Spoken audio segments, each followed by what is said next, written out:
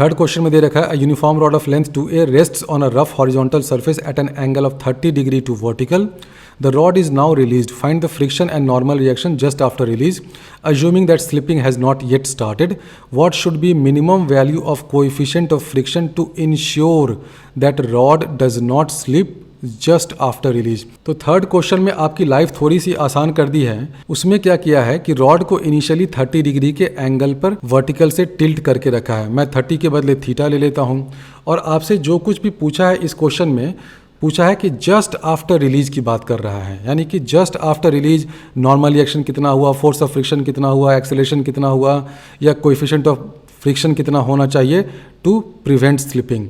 तो क्वेश्चन में ये दे रखा है कि रॉड को ऐसे हमने रखा था 30 डिग्री से टिल्ट करके, और ये अज्यूम किया जा रहा है कि just after release slipping start नहीं हुआ है। तो आपसे पूछ रहा है कि just after release normal reaction कितना होगा, फोर्स ऑफ फ्रिक्शन कितना होगा, और minimum coefficient of friction mu क्या होना चाहिए ताकि जस्ट आफ्टर रिलीज रॉड का जो ये वाला एंड है वो स्लिपिंग नहीं करें। तो सबसे पहले रॉड का फ्री बॉडी डायग्राम बना लेते हैं। रॉड पे क्या क्या फोर्स लगेगा, एक तो सेंटर ऑफ मास से नीचे की तरफ mg लगेगा, यहाँ से नॉर्मल रिएक्शन लग जाएगा, और एक फोर्स ऑफ फ्रिक्शन भी लग जाएगा टुवर्ड्स राइट। हम लोग इसका डायरेक्शन टुवर्ड्स राइट अज्यूम कर लेते हैं, अगर ये नेगेटिव आ गया तो टुवर्ड्स लेफ्ट कर देंगे। अब हमें पता करना है नॉर्मल रिएक्शन और फोर्स ऑफ फ्रिक्शन।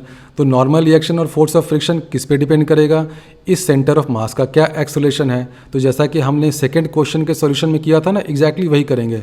क्या करेंगे, F is equal to m x double dot करते हैं और n minus m g this is equal to m y double dot. यहाँ तक तो एग्जैक्टली वही है जो हम लोगों ने पिछले पार्ट में किया था। अब यहाँ पर हम लोग x डबल डॉट और y डबल डॉट जो लंबा वाला तरीका था ना कि 2 बार डबल डेरिवेटिव फाइंड करो, उससे नहीं करेंगे।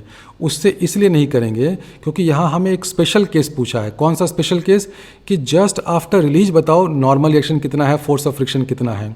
उसको करने का एक आसान तरीका यह है कि जस्ट आफ्टर रिलीज इस सेंटर ऑफ मास के पास क्या एक्सेलरेशन होगा। सोचिए, जस्ट आफ्टर रिलीज यानी कि ये 30 डिग्री है, आपने यहाँ से इसको रिलीज कर दिया है, तो सेंटर ऑफ मास के पास एक ये टेंजेंशियल डायरेक्शन में ए अल्फा एक्सेलरेशन ही होगा, सिर्फ यही एक्सेलरेशन होगा।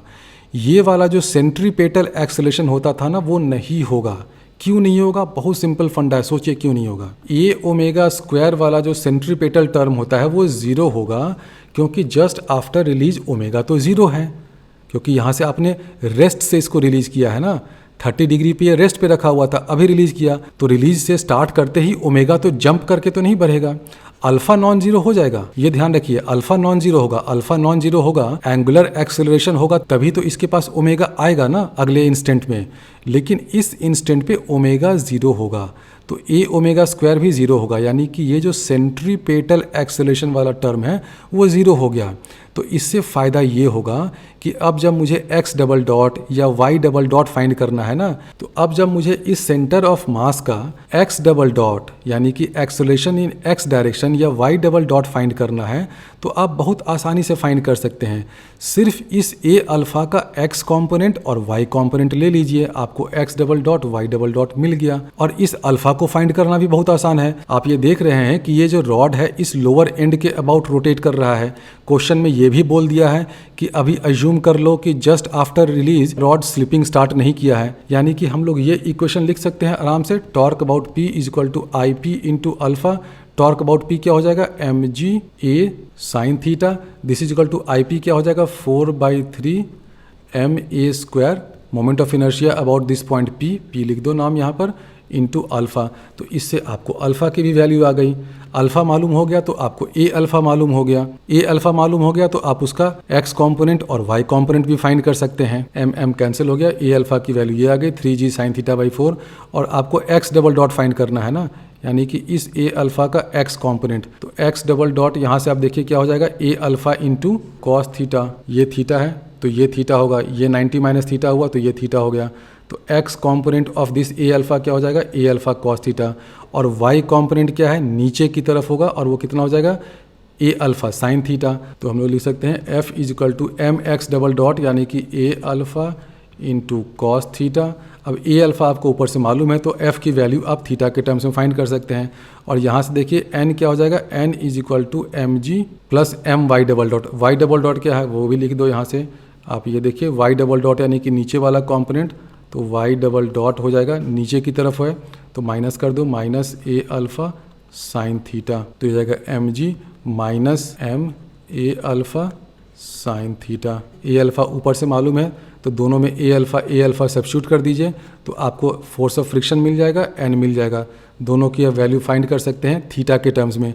आपसे पूछा है कि जस्ट आफ्टर रिलीज, यानी कि थीटा की वैल्यू आप 30 डिग्री उसमें डाल दीजिए, आपको आंसर मिल जाएगा। इस ए अल्फ़ा की जगह यहाँ पे 3g साइन थीटा बाई 4 रखिएगा और इसको सिंप्लीफाई करिएगा तो m g minus m a alpha क्या हो जाएगा, 3g sine square theta by 4 हो जाएगा। पूरे को सिंप्लीफाई करिएगा तो n की वैल्यू आपको मिल जाएगी, n इज इक्वल टू हो जाएगा m g by 4 1 plus 3 cos square theta. तो देखिए हमने फोर्स ऑफ फ्रिक्शन और नॉर्मल रिएक्शन दोनों फाइंड कर लिया। किस पॉइंट पे, जस्ट आफ्टर रिलीज। तो थीटा की वैल्यू आप 30 डिग्री इसमें डाल दीजिए, आपको फोर्स ऑफ फ्रिक्शन भी मिल जाएगा, नॉर्मल रिएक्शन भी मिल जाएगा।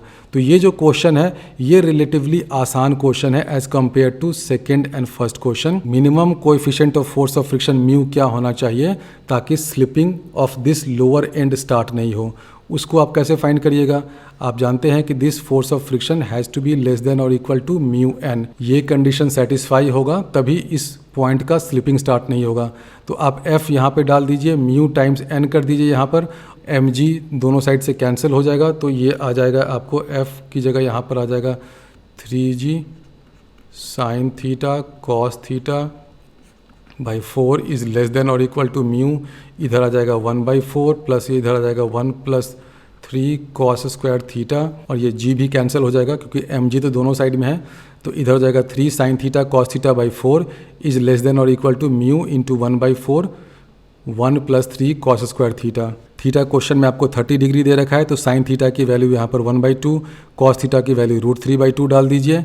To prevent slipping minimum mu कितना चाहिए, इसको सॉल्व करिएगा तो आ जाएगा कि म्यू इज़ ग्रेटर देन और इक्वल टू 3√3/13। आई थिंक यही आंसर आएगा। तो ये मिनिमम म्यू की वैल्यू चाहिए, यानी कि म्यू अगर इससे बड़ा होगा तभी जस्ट आफ्टर रिलीज ये लोअर एंड स्लाइड नहीं करेगा। अगर म्यू इससे छोटा हो गया तो क्या होगा, जैसे ही आपने इस रॉड को रिलीज किया ये लोअर एंड भी स्लाइड करना स्टार्ट कर देगा। तो आई होप कि ये जो फॉलिंग रॉड का जो कॉन्सेप्ट है अब आपको बिल्कुल क्लियर हो गया होगा। इस कॉन्सेप्ट से रिलेटेड अब अगर कोई भी प्रॉब्लम पूछा जाए तो आई होप कि आप उसको आसानी से आंसर कर सकते हैं। जितना मैंने बता दिया है डिटेल में, ऑलमोस्ट मुझे लगता है कि 1 घंटे का लेक्चर हो गया होगा तीनों क्वेश्चन का सोल्यूशन बताते बताते। जितना मैंने बता दिया है इससे ज़्यादा तो कभी भी आपको जेईई एडवांस लेवल में नहीं पूछा जाएगा। Thank you, bye bye.